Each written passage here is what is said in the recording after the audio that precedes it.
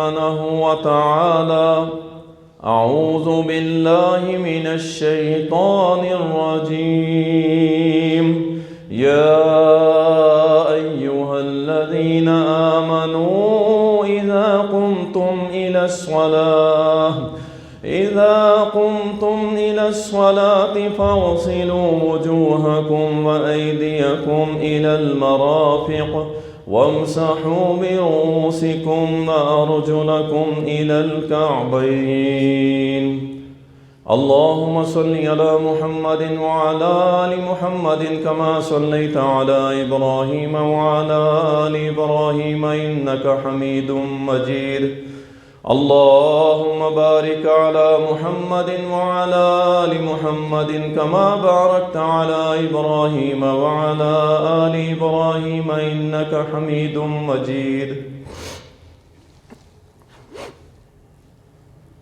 تعریفات اللہ سبحانہ و تعالیٰ کے لیے، درود و سلام سید المرسلین، شافی محشر، ساقی کوثر، امام المجاہدین جناب محمد الرسول اللہ صلی اللہ علیہ وسلم پر بے شمار رحمتیں ہوں، صحابہ کرام رضوان اللہ علیہم اجمعین پر۔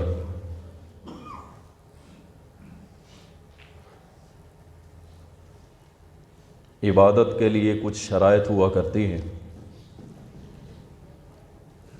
جیسا کہ کوئی شخص حج بیت اللہ ادا کرنے کے لیے جاتا ہے تو اس کے لیے رزق حلال کا ہونا پہلی شرط ہے کہ وہ استطاعت بھی رکھتا ہو اور اس کا جو پیسہ ہو وہ حلال کا ہو۔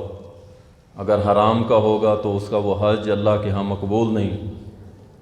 اسی طرح جو تمام مسلمانوں کی بچے جب 10 سال کے ہو جائیں تب سے بوڑھے جوان خواتین سب پہ دن میں 5 وقت جو اللہ نے نماز جو عبادت ہے فرض کی ہے، تو وہ نماز بھی اس وقت تک قبول نہیں ہوتی جب تک کہ ایک اچھے طریقے سے وضو نہ بنا لیا جائے، اور جس چیز سے نماز میں حرج آ سکتا ہے ہم اس کو جلد بازی کے اندر سمجھتے ہیں کہ اسے انکمپلیٹ رکھیں گے، مکمل اچھے طریقے سے نہیں کریں گے، نماز ہمیں مل جائے۔ بھائی ایک چیز آپ کی ٹھیک ہوئی نہیں ہے تو آپ کی نماز نہیں ہوگی۔ تو اس لیے وضو جو ہے وہ اطمینان کے ساتھ کیا کرے اور مکمل اپنی توجہ کے ساتھ کیا کرے، اس میں کسی قسم کی کمی نہیں ہونی چاہیے۔ وضو ناقص ہے تو نماز ناقص ہوگی، اور بعض دفعہ تو نبی علیہ السلام نے جہنم کی آگ کی وعید بھی سنائی۔ تو اس لیے وضو کا جو موضوع ہے اسے سلیکٹ کرنے کا مقصد یہی تھا۔ الحمدللہ اکثر بھائی نمازی ہیں، اگر وضو ٹھیک نہیں ہوگا تو پھر سمجھ لیں کہ آپ کی نماز بھی ٹھیک نہیں ہوگی۔ اس سے پہلے کہ میں وضو کے مسائل بیان کروں، آپ تھوڑی وضو کی اہمیت فضیلت سن لیں کہ اللہ اور اس کے رسول صلی اللہ علیہ وسلم کے ہاں وضو کی فضیلت کیا ہے۔ ہم تو اس لیے لائٹلی لے لیتے ہیں، بس ٹھیک ہے وضو کیا، ہاتھ پاؤں دھوئے، منہ دھوئے، بس ٹھیک ہو گیا، جبکہ ایسا نہیں ہے۔ اللہ تعالیٰ نے قرآن کریم کے اندر اس کا تذکرہ کیا ہے، اور احادیث کے اندر رسول اللہ صلی اللہ علیہ وسلم نے فرمایا، سنن نسائی کے اندر حدیث آتی ہے، فرمایا کہ جب بندہ وضو کرتا ہے تو اپنے ہاتھوں کو دھوتا ہے، جیسے وہ ہاتھوں کو دھوتا ہے اس نے ہاتھوں سے جتنے گناہ کیے ہوتے ہیں وہ چاہے ناخن کے نیچے بھی ہوں وہ نکل جاتے ہیں۔ اب آپ دیکھتے جائیں کہ وضو کتنی اہمیت کی چیز ہے اور جسے ہم کچھ سمجھتے بھی نہیں ہیں۔ اس کے ہاتھوں کے گناہ چلے گئے۔ فرمایا اس کے بعد وہ اپنے منہ کے اندر پانی ڈالتا ہے، جب پانی ڈالتا ہے تو اس کے منہ کے گناہ نکل جاتے ہیں۔ پھر وہ اپنے ناک کے اندر پانی ڈالتا ہے، اس کے ناک کے گناہ ناک کے ذریعے اللہ تعالیٰ نکال دیتا ہے۔ پھر وہ اپنے چہرے کو دھوتا ہے، اس کے چہرے کے گناہ اللہ تعالیٰ دھو دیتا ہے۔ اسی طرح وہ مسح کرتا ہے، بازو دھوتا ہے اپنے کونیوں سے لے کے ہاتھوں تک، تو اس کے پورے بازوؤں کے گناہ اللہ تعالیٰ نکال دیتا ہے۔ اور اسی طرح جب وہ مسح کرتا ہے تو اس کے سر کے جو گناہ ہیں اللہ تعالیٰ وہ نکال دیتا ہے۔ اور جب پاؤں سے، اب دیکھیں کسی بھی برائی کی طرف چل کے جایا جاتا ہے، وہ چھوٹی ہو یا بڑی ہو، فرمایا جب یہ پاؤں دھوتا ہے نا تو اللہ تعالیٰ اس کے پاؤں کے گناہ جو ہیں وہ پاؤں کے جو ناخن ہیں ان کے ذریعے سارے نکال دیتا ہے۔ فرمایا اس کے سارے گناہ اب ختم ہو گئے ہیں، اب یہ نماز کی طرف چل کے جائے گا، اس کا اجر الگ ہے، اور جب مسجد میں نماز پڑھے گا اس کا اجر الگ ہے۔ اور ایک حدیث کے اندر آتا ہے کہ جب بندہ یہ وضو کر لیتا ہے نا، اس طرح ہو جاتا ہے جیسے ابھی اپنی ماں کے پیٹ سے پیدا ہوا ہے، گناہوں سے اس طرح پاک ہو جاتا ہے۔ تو اگر آپ اس میں سستی کریں گے کہ وضو ہے بس فٹافٹ کیا نماز جا رہی ہے، اس کا بھی میں بتاتا ہوں نماز جاتی نہیں ہے، انشاءاللہ نماز نہیں جائے گی۔ آپ وضو ضروری کریں، اس پہ مکمل آپ احتیاط کریں، غور و فکر سے کریں، اسے ایسے نہ لیں کہ بس یہ کوئی، وہ بھی عبادت ہے بھائی، وضو بھی عبادت ہے، وہ ٹھیک نہیں ہے تو نماز ٹھیک نہیں ہے۔ فرمایا جو بہترین طریقے سے وضو کر لیتا ہے وہ ایسے ہو جاتا ہے گویا ابھی اپنی ماں کے پیٹ سے آیا ہے، اللہ نے اس کے سارے گناہ معاف کر دیے۔ اور اسی طرح حدیث کے اندر آتا ہے، سنن ابن ماجہ کے اندر اور صحیح مسلم کے اندر اور نسائی کے اندر یہ حدیث موجود ہے، نبی صلی اللہ علیہ وسلم نے فرمایا کیا میں تمہیں ایک ایسا عمل نہ بتا دوں کہ جس سے اللہ تمہارے گناہوں کو مٹا دے گا اور تمہارے درجات کو اللہ بلند کر دے گا۔ صحابہ نے عرض کی اللہ کے نبی صلی اللہ علیہ وسلم ضرور بیان فرمائیے کہ وہ کون سے عمل ہے کہ جس کے ذریعے ہمارے گناہ بھی مٹ جائیں اور اللہ کے ہاں درجے بھی بلند ہو جائیں۔ تو نبی صلی اللہ علیہ وسلم نے فرمایا سردی ہو یا بیماری ہو، مکمل اور اچھے طریقے سے وضو کرنا۔ اب سردی میں نہیں بس تھوڑا تھوڑا پانی گلا کیا اور بس گزارا پروگرام، نہیں، فرمایا جو سردی ہے یا بیماری ہے، ایسی بیماری نہیں کہ جس سے وضو کرنے سے موت متوقع ہو یا مرض بڑھ جائے، اس میں وضو نہیں کرنا چاہیے، لیکن نارمل کوئی بیماری ہے اور آپ کو سردی بھی لگ رہی ہے، فرمایا جو شخص اس سردی کے اندر اچھا وضو کرتا ہے، مکمل اور کامل وضو کرتا ہے، اللہ تعالیٰ اس کے درجے بھی بلند کرتا ہے اور اس کے گناہوں کو مٹا دیتا ہے۔ تو سردی سے نہ ڈریے، ویسے بھی ملتان والوں کو 2 مہینے بڑی مشکل سے نصیب ہوتی ہے، تو اس سردی سے نہ ڈریں بلکہ اللہ کے ہاں اپنے درجات اور مقام کی فکر کریں۔ یہ معمولی سی سردی ہے، اس کے کیا ہے، گزر جانی۔ اللہ تعالی ہم سب کو عمل کی توفیق دے۔ اسی طرح صحیح مسلم کے اندر اور نسائی کے اندر حدیث آتی ہے، سیدنا ابو ہریرہ رضی اللہ تعالیٰ عنہ روایت کرتے ہیں، نبی علیہ الصلوۃ والسلام نے فرمایا میری خواہش ہے، سنیے، میری خواہش ہے کہ میں اپنے بھائیوں سے ملاقات کروں۔ کس سے ملاقات کروں؟ اپنے بھائیوں سے۔ صحابہ نے عرض کی اللہ کے نبی صلی اللہ علیہ وسلم کیا ہم آپ کے بھائی نہیں ہیں؟ مسلمانیت کے ناطے، بلڈ ریلیشن نہیں بات ہو رہی، مسلمان کا بھائی ہے، اصل تو تعلق بھی یہی ہے نا، ہم نہ سمجھے تو الگ بات ہے۔ صحابہ نے عرض کی اللہ کے نبی ہم آپ کے بھائی نہیں ہیں، فرمایا تم تو میرے ساتھی ہو، یعنی میرے ساتھ ہو ہر وقت، میرے وہ بھائی ہیں جو تمہارے بعد آئیں گے، میرے وہ بھائی ہیں جو تمہارے بعد آئیں گے۔ صحابہ نے عرض کی اللہ کے نبی آپ ان کو کیسے پہچانیں گے؟ نہ آپ نے ان کو دیکھا ہے، نہ آپ کو معلوم ہے کہاں کہاں کون آئے گا، آپ ان کو کیسے پہچان لیں گے؟ فرمایا میرے وہ بھائی، اللہ اکبر، اتنی بڑی فضیلت آپ اس امت کی ہے آپ سوچ نہیں سکتے۔ فرمایا تمہارے بعد آئیں گے وہ لوگ، میں ان سے ملنے کے لیے بڑا منتظر ہوں۔ عرض کی اللہ کے نبی کیسے پہچانیں گے؟ فرمایا میں پہچان لوں گا جب میں قیامت کے روز حوض کوثر پہ ان کا انتظار کروں گا،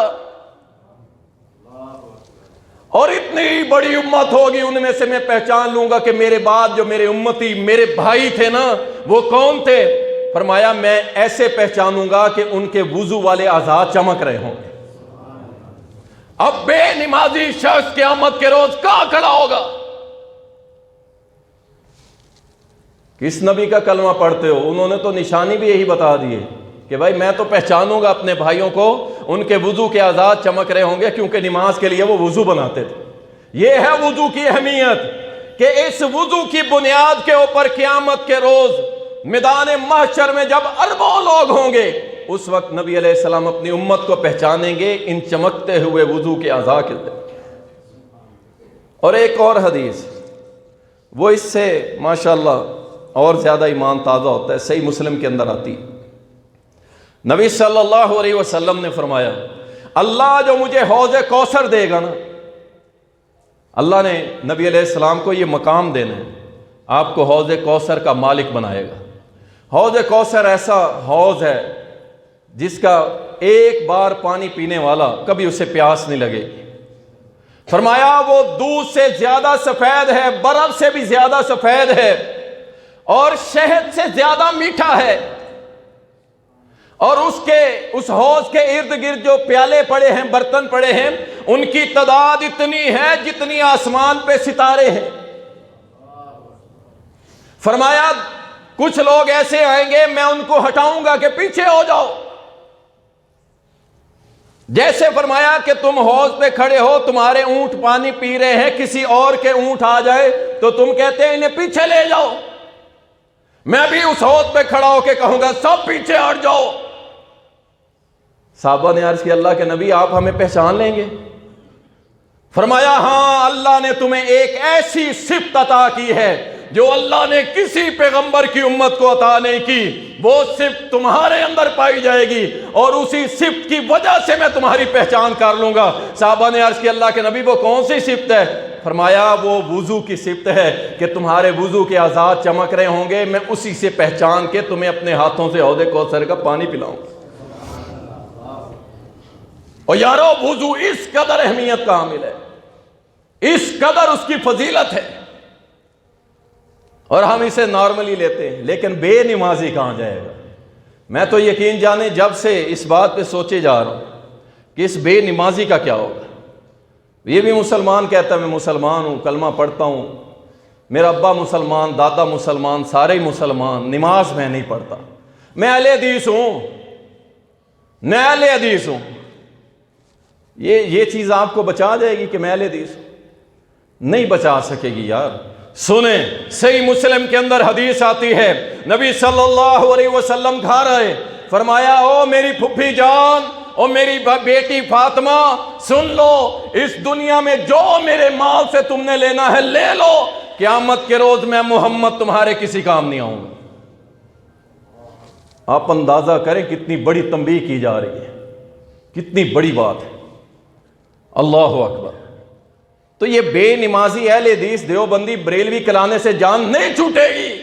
نماز 5 وقت میرے رب نے فرض کی ہے، اور جو نہیں پڑھتا یاد رکھے پورے عرب علماء کا اس پہ اتفاق ہے، متفق ہیں سارے کے سارے، وہ کہتے ہیں بے نمازی پکا کافر ہے، کچا کافر نہیں، کفر اصغر نہیں، پکا کافر ہے۔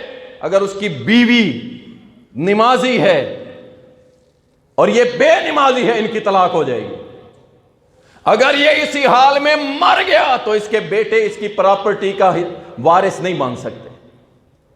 آپ اندازہ کر لیں، بے نمازی شخص کلمہ پڑھا جی، بس کلمہ پڑھا ہے، اللہ اکبر۔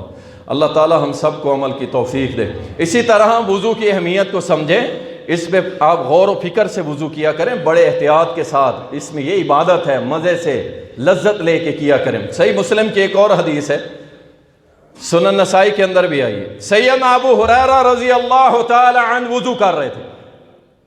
ابو حازم رضی اللہ تعالی عنہ بیان کرتے ہیں، کہتے ہیں میں دیکھ رہا تھا سیدنا ابو ہریرہ کو رضی اللہ عنہ، انہیں نہیں پتا کہ میں انہیں دیکھ رہا ہوں، کیا دیکھتا ہوں؟ سیدنا ابو ہریرہ رضی اللہ تعالی عنہ جب اپنے ہاتھوں کو دھونے لگے، بازوؤں کو کونی تک، لیکن وہ اپنے بازوؤں کو دھو رہے تھے کندھوں تک۔ میں دیکھتا رہ گیا اب یہ کیا کر رہے ہیں، دوسرا بازو دھویا وہ بھی کندھے تک دھو دیا، جب پاؤں دھونے کی باری آئی ٹخنوں تک نہیں، آدھی پنڈلی سے اوپر تک دھو دیا۔ تو میں نے سوال کیا جناب ابو ہریرہ رضی اللہ عنہ یہ کیا کر رہے ہیں آپ؟ مڑ کے دیکھا تو فرمایا ابو حازم اگر تو نہ دیکھتا تو شاید میں تجھے نہ بتاتا، لیکن سن، میں نے اپنے دوست یار سجن پیارے محبوب جناب محمد الرسول اللہ صلی اللہ علیہ وسلم سے سنا ہے کہ جو شخص وضو کرتا ہے اور اس کے وضو کا پانی جہاں تک جائے گا اللہ جنت میں اسے سونے کے کنگن پہنائے گا۔ آدھی کونیاں سوکھی رکھنے والوں سنو، سردی سے ڈرے ہوئے لوگوں سنو، یہی تو آزمائش ہے مومن، چھوٹی چھوٹی آزمائشیں ہیں۔ آپ اللہ کا شکر کریں ابھی تک آپ کے جسموں کو آرے پہ چیرا نہیں گیا۔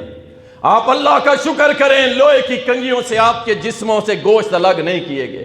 آپ اللہ کا شکر کریں آپ کے بچوں کو آپ کے آنکھوں کے سامنے نیزوں پہ ٹانگا نہیں گیا۔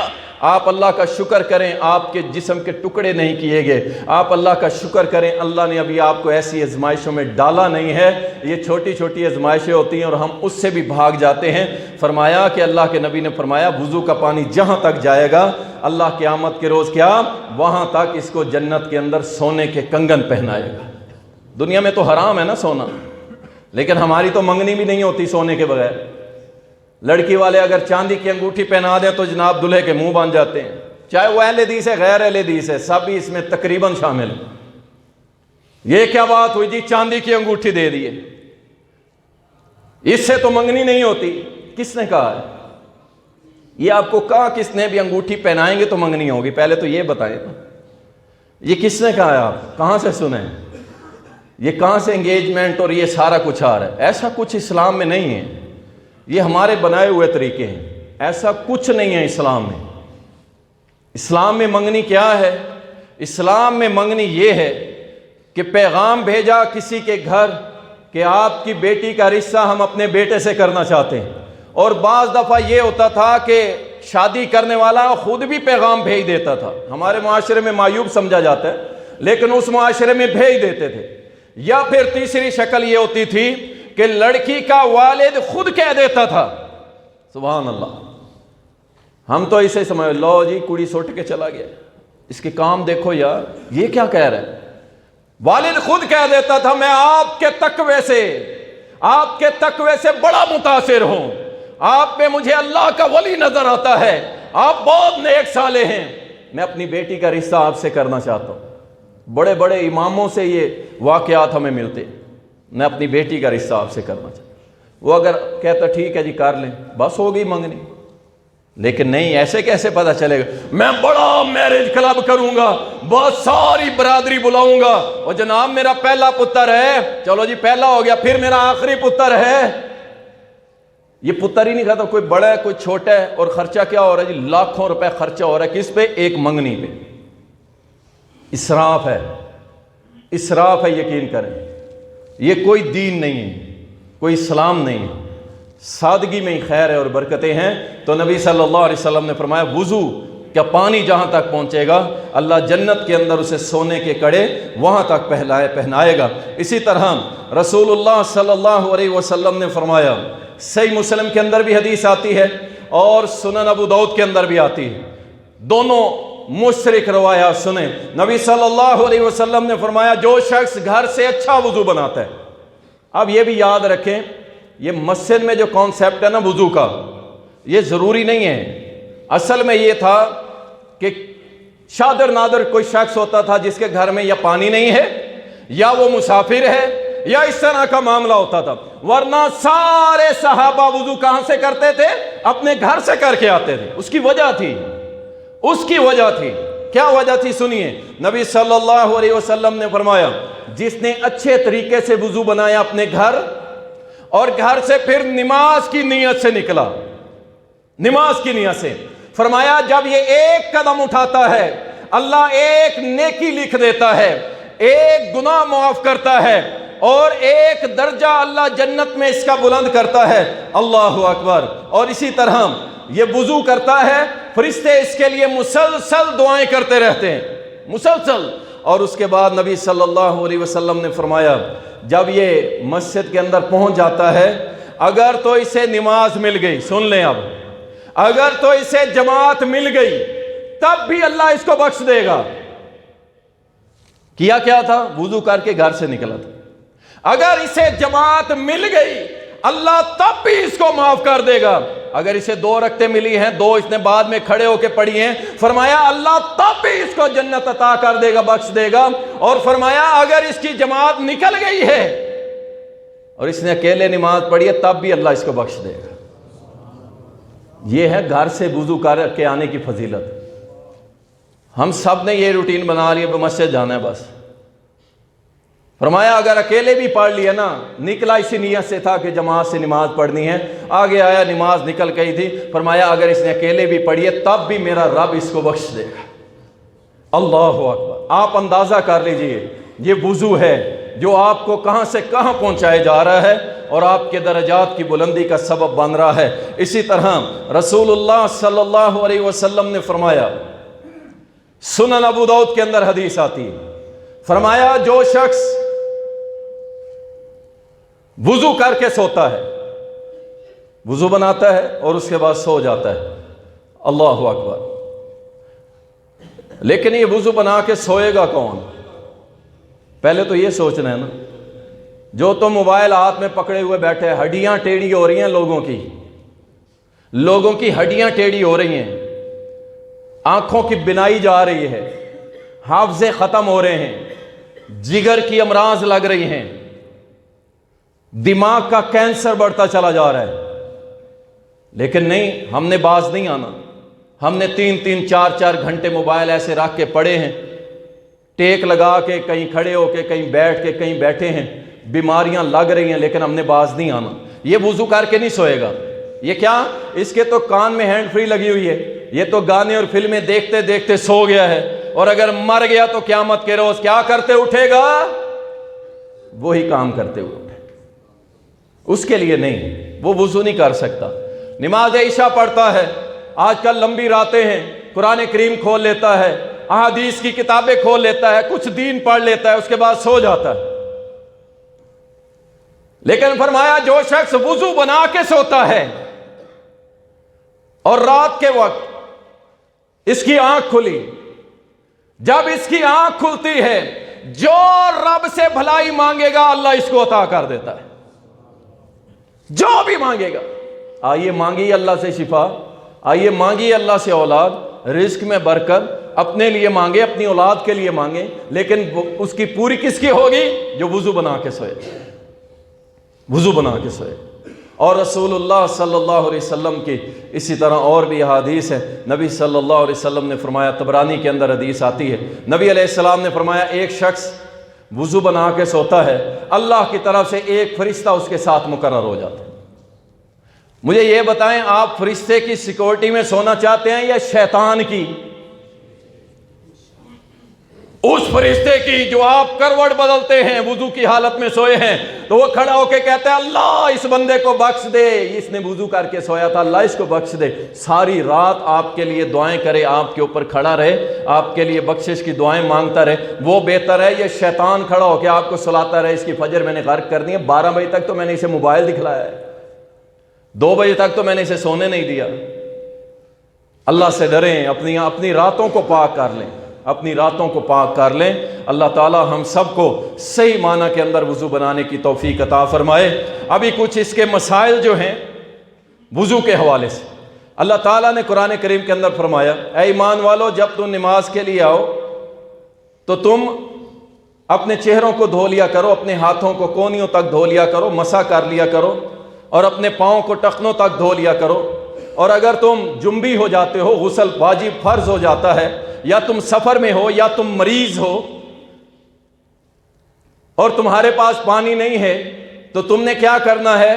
پھر تم نے تیمم کرنا ہے۔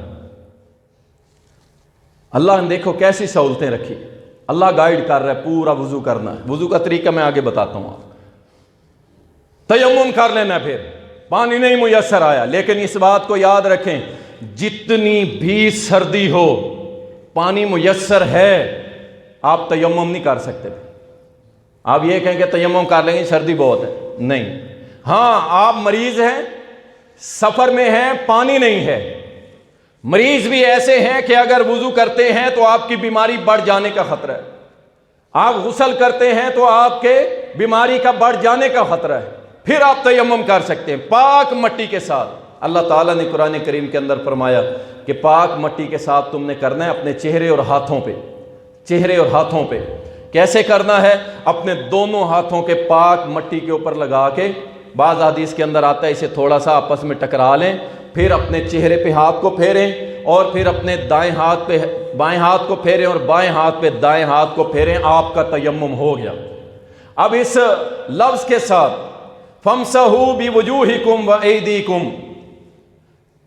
کہ تم مسح کر لو، تیمم کر لو اپنے ہاتھوں اور چہرے کا. اب اس ہاتھ سے مراد کچھ دوست ہمارے کونی تک بازو لیتے ہیں کہ یہ پورے بازو کا کر لیں، لیکن جو صحیح بات ہے وہ یہی ہے کہ آپ زمین پہ ہاتھ ماریں، تھوڑا سا اسے جھاڑ لیں، اپنے چہرے پہ پھیر لیں، اور پھر اس کے بعد ہاتھوں پہ پھیر لیں تو آپ کا تیمم ہو گیا. اگر آپ مریض ہیں، اگر آپ سفر میں ہیں، پانی نہیں ہے، آپ جنبی ہو گئے ہیں، تو آپ یہ کام کر سکتے ہیں. یہ اللہ نے ہمارے لیے اتنی بڑی آسانی رکھ دی ہے. اس ایک نعمت کا بھی شکر ادا کریں تو شاید ہم پورا نہیں کر سکتے، ورنہ کیا تھا؟ یہی معاملہ تھا. جب اللہ نے یہ قرآن کی آیتیں اتاری تو ایک شخص جنبی ہو گیا تھا، تو وہ نہانے کی وجہ سے اور زیادہ بیمار ہو گیا، تو پھر یہ اللہ تعالیٰ نے یہ سارے معاملات یہ نازل فرمائے کہ اس طرح کر لیا کرو. تو وضو سے پہلے کچھ چیزیں ہیں. واش روم جانا ضروری ہے. کس کے لیے؟ کچھ لوگوں نے کہتے ہیں جی بس وضو کرنا ہے، استنجا ضروری ہے. بھائی اگر آپ کو بول و براز نہیں ہے، پیشاب پخانے کی حاجت نہیں ہے، ٹھیک ہے آپ تو جانا ضروری نہیں ہے، واش روم جانا ضروری نہیں ہے. ہاں آپ کو حاجت ہے آپ جائیں، لیکن کوئی شخص پیشاب کو روک کے، اپنی ہوا اس کو روک کے یا پخانے کو روک کے نماز پڑھتا ہے اور سلام پھرتے ہی بھاگتا ہے، یاد رکھے ایسے بندے کی نماز نہیں ہوتی. ایسے بندے کی نماز نہیں ہوتی. یہ کون سی نماز پڑھ رہا ہے؟ سارا دھیان تو اس کا ادھر چلا گیا، اپنے آپ کو اس نے خود ہی مشغول اور تکلیف میں ڈال لیا. یہ تکلیف میں ہے نا، کھڑا ہے ساری نماز، اور کھڑا بھی جماعت میں امام کے پیچھے کھڑا ہے، جلدی بھی نہیں کر سکتا یہ. تو اس لیے اس شخص کو چاہیے بیت الخلاء جائے اور جا کے فریش ہو کے اچھے طریقے سے، اور جانے سے پہلے دعا پڑھے، اس کے بعد باہر نکلنے کی دعا پڑھے، اور اس کے بعد اگر آپ سفر میں ہیں، پانی میسر نہیں ہے، تو پھر شریعت نے اس کی بھی رہنمائی کی ہے کہ اگر پانی موجود نہیں ہے تو 3 ڈیلے مٹی کے لیں، اس کے ساتھ استنجا کریں. وہ چاہے چھوٹا پیشاب ہے یا بڑا، آپ استنجا ان 3 ڈھیلوں سے کم از کم 3 ڈھیلے تاک اس سے استنجا کریں. اور اسی طرح شریعت نے یہ بھی رہنمائی کی ہے ہڈی سے استنجا نہیں کرنا، گوبر جسے یہ لید وغیرہ پھوسی وغیرہ جو ہوتی ہے اس سے بھی نہیں کرنا. کیوں؟ فرمایا یہ جنات کے لیے خوراک ہے، اس سے استنجا نہیں کرنا. رک جاؤ، شریعت رہنمائی کر رہی ہے. اور اس کے بعد صابن سے ہاتھ دھونا. اب اس کے اوپر بھی کچھ علماء کا فتاوی اسلامیہ کے اندر میں پڑھ رہا تھا کہ کچھ علماء اس معاملے میں صابن سے ہاتھ دھونے کو ٹھیک نہیں سمجھتے. وہ کہتے ہیں جی نہیں، مٹی سے دھوئیں، مٹی سے دھوئیں. اگر دیکھا جائے تو جو یہ نیوڈلز ہے نا جس سے یہ صابن بنتا ہے، اس کی بنیاد کی طرف جایا جائے تو وہ بھی ایک قسم کی مٹی ہی ہے، ایک قسم کی وہ مٹی ہے. وہ یہ نہیں ہے کہ کچھ اور ہے. مٹی کی قسمیں ہیں، کوئی سیاہ مٹی ہوتی ہے، کوئی سفید ہوتی ہے، کوئی جناب ہم جیسے یہ اپنے گھروں کے اندر ڈلواتے ہیں ریت والی مٹی ہوتی ہے، ایک خالص مٹی ہوتی ہے، ایک اٹ ہوتا ہے، اور اس طرح مختلف نام. تو یہ بھی ایک قسم کی مٹی ہے. تو جب واش روم سے فری ہو جائے تو اپنے ہاتھوں کو صابن سے اچھی طرح دھوئیں. یہ یاد رکھیں شریعت نے یہ گنجائش نہیں چھوڑی، ٹھیک ہے نا. یہ چھوڑیں یہ درویشی کا نام دے کے ناپاکی نہیں، صاف ستھرے بن کے رہیں، ہاتھ دھوئیں. اس کے بعد حدیث میں آتا ہے مسواک، جس سے تقریباً ہم سبھی دور ہیں. تقریباً اگر میں یہ کہوں 99% ہم دور ہیں تو بڑی بات نہیں ہوگی. 99%. کچھ لوگوں کا خیال ہے جی دانت صاف نہیں ہوتے. بھائی آپ کو کس نے کہا ہے, آپ کو کس نے کہا ہے کہ دانت صاف نہیں ہوں گے تو مسواک نہیں کرنا؟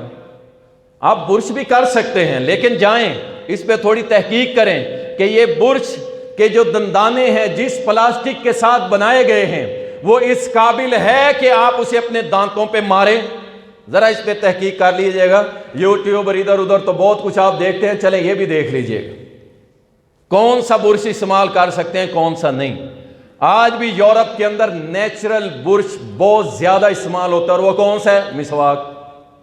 نبی صلی اللہ علیہ وسلم کا اس قدر شوق تھا مسواک کرنے کا, نبی علیہ السلام فرماتے ہیں میرا جی چاہتا ہے میں اتنا مسواک کروں اور میرے سامنے والے دانت گر جائیں. اتنا محبوب رکھتے تھے. اور عرب آج بھی آپ چلے جائیں عرب کی عام آبادیوں کے اندر, میں نے خود دیکھا ہے, وہ لوگ جیسے تکبیر ہوتی ہے وہ کیا کرتے ہیں, وہ کھڑے ہو کے سب میں مسواک کرتے, وضو میں مسواک کرتے. وہاں 99% ریشو ہے مسواک کرنے کی, اور ہماری 99% ریشو ہے نہ کرنے کی. نبی صلی اللہ علیہ وسلم نے فرمایا مسواک کرو, یہ منہ کے اندر بدبو کو ختم کرتا ہے, خوشبو والا کرتا ہے, اور اللہ کو راضی کرتا ہے, اللہ کو راضی کرتا ہے. اور فرمایا کہ جبرائیل میرے پاس کئی مرتبہ آئے اور مجھے مسواک کی وصیت کی ہے. مجھے تو یہ ڈر لگنے لگا کہ کہیں میری امت پہ فرض نہ کر دیا جائے, اور مجھے یہ ڈر نہ ہوتا کہ میری امت مشقت میں پڑ جائے گی, میں محمد اپنی امت پہ مسواک کو فرض کر دیتا. آپ اندازہ کریں اس کی اہمیت. تو وضو سے پہلے مسواک کرنا ہے. اور اسی طرح صحیح ابن خزیمہ کے اندر حدیث آتی ہے, نبی صلی اللہ علیہ وسلم نے فرمایا جو شخص مسواک کر کے نماز وضو بناتا ہے, مسواک کر کے, فرمایا اسے 70 نمازوں کے برابر اللہ اجر دیتا ہے. ویسے تو گھر پڑھو تو ایک کا ہے, مسجد میں پڑھو 27 کا ہے, لیکن فرمایا جو مسواک کے ساتھ کرتا ہے, نماز پڑھتا ہے, اللہ اسے 70 نمازوں کا ثواب دیتا ہے. تو انشاءاللہ اہتمام کریں گے نا مسواک کا. اب چھوٹا سا اس میں اچھا سائز میں بڑی لڑائی ہے بھائی. وہ ہمارے کچھ مدنی بھائی ہیں, انہوں نے لوگوں کو ڈسٹرب کیا, وہ کہتے ہیں جی اتنا مسواک ہونا چاہیے, کم از کم اتنا ہونا ہے. بھائی اس کی کوئی شرط نہیں, جتنا آپ ایزیلی کر سکتے ہیں اتنا کاٹ کے جیب میں رکھ لیں. اب اتنا مسواک نہ کوئی رکھ سکے نہ سنبھال سکے, اس وجہ سے جناب ان کا مسواک کرتے ہی نہیں. آپ جتنا مرضی رکھیں, سائز کی کوئی پابندی نہیں ہے, جتنا آپ ایزیلی اپنی پاکٹ میں جیب میں رکھ سکتے ہیں اسے یوز کریں. بس مقصد مسواک کرنا ہے, اور اسے سنت کے ساتھ نیت کے ساتھ کریں کہ انشاءاللہ اللہ ہم سے راضی ہوگا. پھر وضو کی نیت, وضو کی نیت جو ہے وہ کوئی خاص الفاظ نہیں ہے, اور زبان سے ویسے بھی نیت نہیں ہوتی. کوئی بھی نیت جو ہوتی ہے اس کا تعلق دل کے ساتھ ہے. مثال کے طور پہ ابھی آپ جمعہ پڑھنے آئے ہیں, تو جب آپ وضو کرنے لگے دل میں آپ کے آ گیا خیال کہ میں جمعہ پڑھنے جا رہا ہوں, جمعہ کی نماز وضو کر رہا ہوں, تو وہ نیت ہو گئی, بس اسی کو نیت کہتے ہیں. اب یہ کہنا کہ جمعہ کی نماز اور سارے الفاظ ساتھ نہ وہ نماز میں ثابت ہیں اور نہ ہی وضو میں ثابت ہیں, کہ اپنی زبانوں میں ہم نیت کریں. اس کے بعد وضو سے پہلے بسم اللہ پڑھنا, بسم اللہ پڑھنا. سنن ابو داؤد کے اندر حدیث آتی ہے کہ جس شخص کا وضو نہیں اس کی نماز نہیں ہے, اور جس نے وضو کے شروع میں بسم اللہ نہیں پڑھی اس کا وضو نہیں ہے, اس کا وضو نہیں ہے. اس حدیث میں تھوڑا اختلاف ہے, کچھ اسناد سے یہ ضعیف ہے, لیکن کثرت اسناد کی وجہ سے اسے حسن لغیرہ ہی کا درجہ دیا گیا ہے. تو وضو سے پہلے جو ہے آپ نے بسم اللہ, صرف بسم اللہ. اب اس میں بھی اختلاف ہے پھر کہ بسم اللہ الرحمن الرحیم پڑھیں تو اس پہ بسم اللہ کافی ہے, یہی جو ہے ثابت ہے, اور بہت سارے دلائل ہیں وہ ایک الگ بحث ہے, لیکن بس بسم اللہ پڑھ لینا اتنا کافی ہے. بسم اللہ الرحمن الرحیم پورا پڑھنا یہ نہیں کافی, بسم اللہ بس پڑھ لیں, یہی حدیث سے ثابت ہے, اور یہی مفسرین محدثین نے اس کو وضاحت سے بیان کیا, بسم اللہ کافی کر جاتا. اس کے بعد اللہ اکبر, طبرانی کے اندر ایک حسن درجے کی روایت آتی ہے, سنیے. نبی صلی اللہ علیہ وسلم نے فرمایا ابو ہریرہ اگر تو وضو شروع کرنے سے پہلے بسم اللہ الحمدللہ پڑھ لے اور وضو کر لے جب تک تیرا وضو رہے گا، جب تک فرشتے تیرے لیے نیکیاں لکھتے رہیں گے۔ کیا پڑھنا ہے؟ بسم اللہ الحمدللہ، بسم اللہ الحمدللہ۔ جب تک وضو رہے گا فرمایا فرشتے تمہارے لیے نیکیاں لکھتے رہیں گے۔ اس کے بعد وضو کا طریقہ ہے، صحیح بخاری کے اندر آتا ہے کہ آپ نے اپنے ہاتھوں کو دھونا ہے اپنے کف تک، یہ ہڈی جو ہوتی ہے یہاں تک دھونا ہے، کم از کم 1 مرتبہ، زیادہ سے زیادہ 3 مرتبہ بس۔ لیکن 3 مرتبہ دھونے سے زیادہ فوائد حاصل ہوتے ہیں، اچھی طرح وضو ہو جاتا ہے۔ ایک تو ہمیں مسئلہ، جب ٹوٹی چلاتے ہیں نا ہم فل سپیڈ میں چلاتے ہیں اور بس لگے ہوتے ہیں جناب دھاڑ مار کر کے فٹافٹ ختم کر دیں۔ وضو کے لیے ہمیشہ ٹوٹی تھوڑی کھولیں، پانی تھوڑا چلائیں، اس سے اچھا وضو ہوگا۔ آپ پانی زیادہ چلائیں گے اچھا وضو نہیں ہوگا، آپ تجربہ کر کے دیکھیں۔ جب تھوڑا پانی چلائیں گے تو ہاتھ ملیں گے اچھی طرح کہ ہر جگہ پانی پہنچ جائے، اور اسی طرح ساتھ ہی آپ نے اپنی انگلیوں کا خلال بھی کر لینا ہے، ہاتھوں کی انگلیوں کا، اس کو سمجھ لیں آج۔ اس کے بعد صحیح بخاری، صحیح مسلم، جامع ترمذی کے اندر یہ حدیث آتی ہے کہ آپ نے دائیں ہاتھ کے چلو میں پانی لینا ہے، دائیں ہاتھ میں، اور آپ نے جب آدھا پانی منہ میں کولی کے لیے اور آدھا پانی ناک میں چلانا ہے، یہ ہے صحیح طریقہ۔ اگر کوئی شخص 3 بار منہ میں الگ اور ناک میں ڈالتا ہے وہ بھی ٹھیک ہے، لیکن افضل یہی ہے کہ آپ ایک چلو میں پانی لیں، آدھا منہ میں کولی کے لیے اور آدھا ناک میں چڑھائیں، اور پھر اس کے بعد ناک کو اچھی طرح جھاڑیں۔ یہ سب سنت سے ثابت ہے، حدیث کی کتب میں ثابت۔ ناک کو جھاڑیں، اگر کچھ ہے یا نہیں ہے یہ مسئلہ نہیں ہوتا۔ ہمارے دوست بعد ناک میں پانی چڑھاتے ہیں اور آرام نہیں، بھائی حدیث کے الفاظ ہیں جھاڑنے کے، اس کو اچھی طرح جھاڑیں، اور اس کے بڑے فوائد ہیں، اس کے بڑے، آپ گلے کی امراض، کان کی امراض اس سے محفوظ ہو جائیں گے۔ یہ ہمیشہ گلے خراب ہو بندہ ساری باڈی خراب ہو جاتی ہے اس کی۔ گلا ٹھیک ہے آپ بالکل ٹھیک ہیں، وہیں وہ مادے اکٹھے ہوتے ہیں گندے، اور وہی آپ کے ناک، کان، گلے کے مسائل، اور پھر جگر اور نیچے سارے معاملات خراب ہوتے ہیں۔ تو آپ نے اس طرح کولی کرنی ہے اور ناک میں پانی چڑھانا ہے۔ اس کے بعد صحیح بخاری کے اندر آتا ہے 3 بار اپنے چہرے کو دھوئیں، 3 بار اچھی طرح دھوئیں۔ یہ کانوں کے اندر کا ایریا اور یہ بالوں سے جہاں یہ ماتھا ختم ہو رہا ہے وہاں سے لے کے اپنی یہ ہڈی جو ہے یہاں تک آپ نے اچھی طرح اس کو دھونا ہے۔ اور اس کے بعد نبی صلی اللہ علیہ وسلم نے 1 چلو پانی لیا اور اپنی داڑھی کے نیچے سے اس کا داڑھی کا خلال کیا اور فرمایا میرے اللہ نے مجھے اسی طرح سکھایا ہے، میرے اللہ نے۔ اب جس بھائی کی داڑھی نہیں ہے وہ تو اس خلال سے محروم رہ گیا۔ اللہ اکبر، بھائی داڑھی رکھیں، ٹھیک ہے نا۔ اب یہ نہ سوچیں یہ شیطان جو ویسے بھائی اسلام میں داڑھی ہے، صرف اسلام میں ایسے، بھائی ہم نے دیکھے ہیں تقوی والے لوگ بغیر داڑھیوں والے بھی دیکھے، لیکن دیکھیں مومن کی اپنی ایک شان ہے، ٹھیک ہے۔ ہم نے کلمہ پڑھا ہے تو پھر کیا خوبصورتی اور کیا جناب اچھی لگتی ہے جی، نہیں لگتی جی، یہ ایسے اچھی لگتی اور ایسے۔ بھائی اگر تم فلمی ایکٹر کو دیکھ کے فرینچ رکھ سکتے ہو ہیں، یا وہ کوئی میراثی رکھ لے اپنے ڈیزائن کی، صبح اس جیسی تو داڑھی رکھ لیتے ہو، انا للہ و انا الیہ راجعون۔ اور جب تمہیں کہا جائے کہ محمد الرسول اللہ جیسی رکھو تو پھر تم ہمیں مثالیں دیتے ہو، ہمیں بتاتے ہو۔ تو اللہ سے ڈریے، داڑھی رکھیں، انشاءاللہ اس چہرے کے ساتھ جب اللہ کی بارگاہ میں پیش ہوں گے نا، انشاءاللہ اتنی نیکیاں آپ نے باقی عملوں میں نہیں کمائی ہوں گی جتنی نیکیاں اللہ آپ کو اس داڑھی کے سبب دے گا۔ ہر بال کے بدلے نیکیاں، اور مسلسل لکھی جا رہی ہیں۔ آپ سوئے ہوئے ہیں تب بھی، جاگ رہے ہیں تب بھی، دکان پہ ہیں تب بھی، جہاں بھی ہیں تب بھی۔ کیوں؟ ہم نے یہ نیت کر کے رکھی تھی کہ ہم یہ داڑھی رکھ رہے ہیں کیونکہ ہمارے محمد نے رکھی ہے صلی اللہ علیہ وسلم، اور آپ نے حکم دیا داڑھی رکھو، مونچھوں کو کٹاؤ۔ ہم کیا ہے جی، فلم میں دیکھا ہے مونچھیں بڑی ہیں، چلو جی نوجوانوں نے مونچھیں اور اس کو واٹ دینے شروع کر دی۔ یہ کہاں جا رہے ہیں؟ اللہ سے ڈریے۔ اللہ اکبر۔ یہ داڑھی کا خلال کرنے کے بعد سنن ابو داؤد کے اندر آتا ہے کونیوں سمیت ہاتھوں کو 3 بار دھونا، کم از کم یہ کونی والی ہڈی جو ہے اس سے اوپر تک جو ہے 3 مرتبہ دائیں طرف اور 3 مرتبہ بائیں طرف اچھی طرح انگلیوں کا خلال بھی، جامع ترمذی میں آتا ہے انگلیوں کا خلال بھی ساتھ ہو جائے گا، یا پہلے کر لیں یا بعد میں بھی کر سکتے ہیں۔ اس کے بعد صحیح بخاری، صحیح مسلم، جامع ترمذی کے اندر سر کا جو مسح ہے، کس کا مسح ہے؟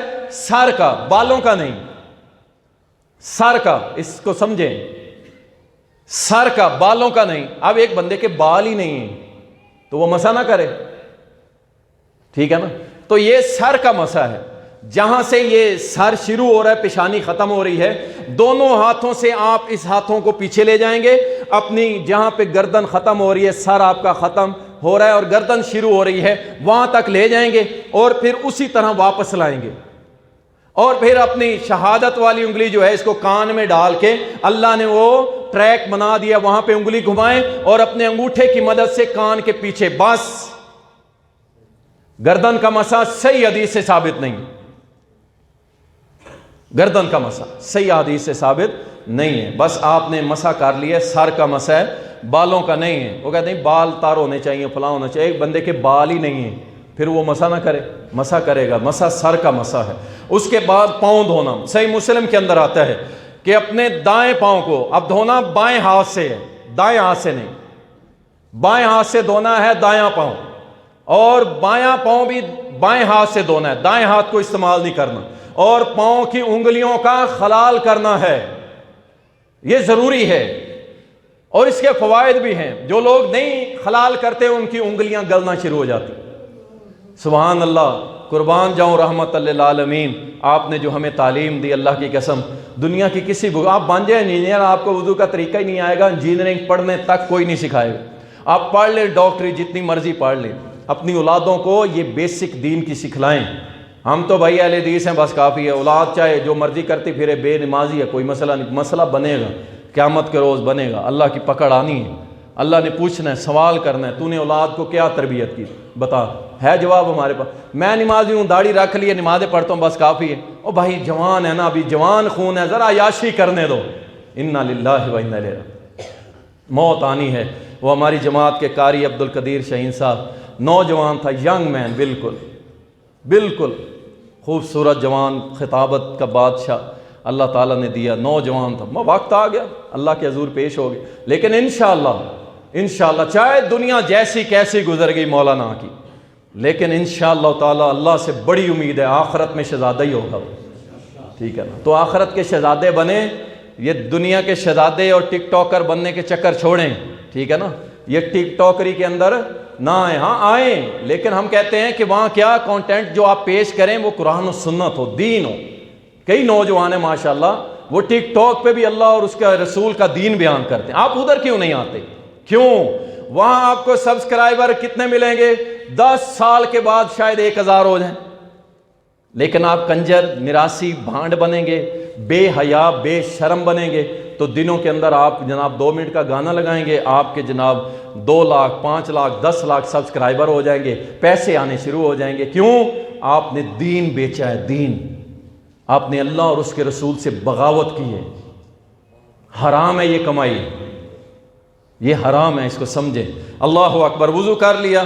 سنن ابو داؤد کے اندر آتا ہے، چونکہ وقت ختم ہو گیا، سنن ابو داؤد کے اندر آتا ہے نبی صلی اللہ علیہ وسلم جب وضو بنا لیتے، پانی لیتے، اچھا جب سر کا مسح کرنا ہے اس کے لیے بھی پانی الگ سے لینا ہے، ٹھیک ہے، مسح کرنے سے پہلے بھی پانی الگ سے لینا ہے اور اس سے مسح کرنا ہے۔ اور جب وضو بنا لیتے نبی علیہ السلام تو چلو میں پانی لیتے اور اپنی شرمگاہ کے اوپر، کپڑوں کے اوپر سے چھڑکاؤ کرتے۔ اس بات کو سمجھ لیں، یہ میرے نبی کی سنت ہے اور اس کی وجہ ہے۔ بعض دفعہ آپ کو علم بھی نہیں ہوتا تو پیشاب وغیرہ کا کوئی معمولی سا قطرے کا کچھ حصہ بھی نکل کے آپ کے کپڑوں کو لگ سکتا ہے، آپ کو پتہ بھی نہ ہو۔ تو اس وجہ سے فرمایا کہ پانی لو چلو میں اور اپنی شرمگاہ کے اوپر چھڑکاؤ کر لو تو انشاءاللہ تعالی اللہ اس کو پاک کر دے گا۔ اور اسی طرح سنن ابن ماجہ کے اندر آتا ہے، کچھ لوگ کہتے ہیں جی لو جی وضو کے بعد منہ صاف نہیں کرنا چاہیے کپڑے سے، بھائی حدیث میں ہے، سنن ابن ماجہ کے اندر آتا ہے نبی صلی اللہ علیہ وسلم نے وضو بنایا اور وضو بنانے کے بعد کپڑے کے ساتھ اپنے چہرے کو صاف کیا تو صاف بھی کر سکتے ہیں۔ اور اسی طرح سنن ابن ماجہ کے اندر آتا ہے، نبی صلی اللہ علیہ وسلم نے فرمایا جو شخص وضو بنا لیتا ہے اور اس کے بعد کہتا ہے اشہد ان لا الہ الا اللہ وحدہ لا شریک لہ واشہد ان محمدا عبدہ ورسولہ، یہ دعا پڑھ لیتا ہے، اللہ اس کے لیے جنت کے 8 دروازے کھول کے اعلان کرتا ہے جس میں سے چاہے جنت میں داخل ہو۔ یہ انگلی اوپر بلند کرنا یہ بھی صحیح روایت نہیں، امام ابن تیمیہ رحمۃ اللہ علیہ نے فرمایا ہے کہ اس بارے میں کوئی صحیح حدیث موجود نہیں ہے، یہ انگلی یا آنکھیں اوپر اٹھانا، بس آپ نے شہادت کی دعا پڑھ لی یہی کافی ہے۔ اور وضو جو ہے نیند، گہری نیند، ٹیک لگا کے نیند، لیٹ کے نیند، ویسے بیٹھے ہوئے جو جولے کھا رہے ہوتے ہیں اس سے وضو نہیں ٹوٹتا، لیکن اگر ٹیک لگا کے سو جائیں یعنی آپ بالکل بے خبر ہو گئے دنیا سے، ٹھیک ہے، ایک ہے ویسے آنکھیں بند کی ہوئی ہیں سن رہے ہوش میں، لیکن آپ دنیا سے بے خبر ہو گئے، ٹیک لگائی، وضو آپ کا ٹوٹ گیا۔ اسی طرح ہوا خارج ہونے سے وضو ٹوٹ جاتا ہے، اور اسی طرح بول و براز، پیشاب، وہ بھی اس سے بھی وضو ٹوٹ جاتا ہے۔ اور اسی طرح شہوت کے ساتھ کچھ لوگوں کو پانی کا مسئلہ ہوتا ہے، اس سے وضو ٹوٹتا ہے، ٹھیک ہے نا، دو چیزیں الگ الگ، اب خواتین بھی سن رہی ہوتی ہیں اس لیے میں اسے سادے الفاظ میں بیان کر رہا ہوں، اس سے وضو ٹوٹتا ہے، غسل واجب نہیں ہوتا۔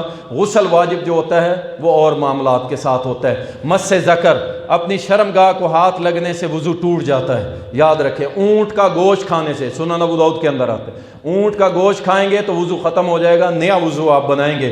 اور اسی طرح ایک حدیث میں آتا ہے، اس میں تھوڑا ہے تو صحیح اختلاف، شلوار چادر ٹخنوں سے نیچے چلی جائے تب بھی وضو ٹوٹ جاتا ہے۔